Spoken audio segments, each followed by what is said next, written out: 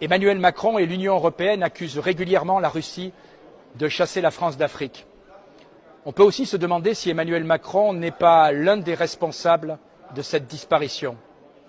Du 24 au 29 mai, le président de la République du Congo, Félix Tshisekedi, a effectué une visite d'État en Chine de première importance. C'est évidemment tout son intérêt de multiplier les liens diplomatiques en faveur de son pays. C'eût été également tout l'intérêt de la France de ne pas mettre à mal notre relation privilégiée avec Kinshasa.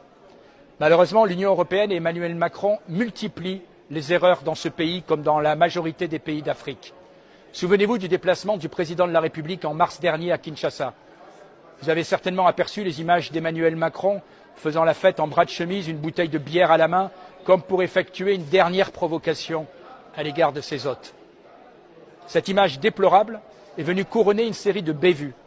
Emmanuel Macron a refusé de condamner fermement le soutien du Rwanda de Paul Kagame aux milices sanguinaires du M23 qui sèment le chaos et la mort dans la région du Kivu.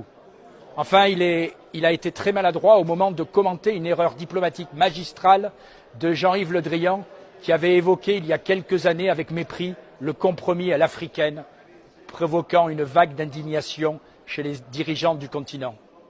L'Union européenne, si prompte à brandir les mécanismes de sanctions, continue de refuser à agir fermement contre le Rwanda.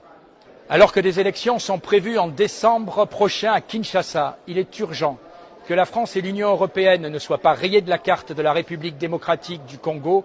Il est urgent, avec cet État, comme avec les autres États africains, de reprendre un vrai dialogue en tenant compte de l'intérêt de chacun.